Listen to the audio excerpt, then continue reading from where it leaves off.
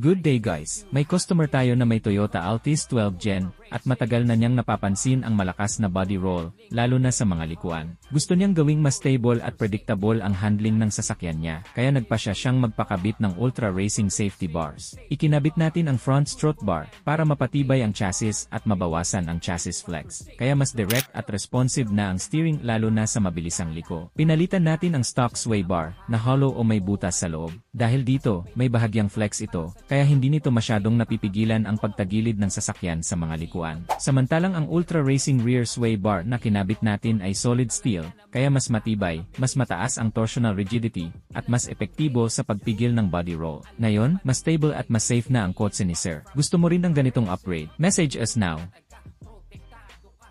Good day guys, may customer tayo na may Toyota Altis 12 Gen, at matagal na niyang napapansin ang malakas na body roll, lalo na sa mga likuan. Gusto niyang gawing mas stable at predictable ang handling ng sasakyan niya, kaya nagpasya siyang magpakabit ng Ultra Racing Safety Bars. Ikinabit natin ang front strut bar, para mapatibay ang chassis at mabawasan ang chassis flex, kaya mas direct at responsive na ang steering lalo na sa mabilisang liko. Pinalitan natin ang stock sway bar, na hollow o may butas sa loob. Dahil dito, may bahagyang flex ito, kaya hindi nito masyadong napipigilan ang pagtagilid ng sasakyan sa mga likuan. Samantalang ang Ultra Racing Rear Sway Bar na kinabit natin ay solid steel, kaya mas matibay, mas mataas ang torsional rigidity, at mas epektibo sa pagpigil ng body roll. Ngayon, mas stable at mas safe na ang kotse ni Sir. Gusto mo rin ng ganitong upgrade? Message us now.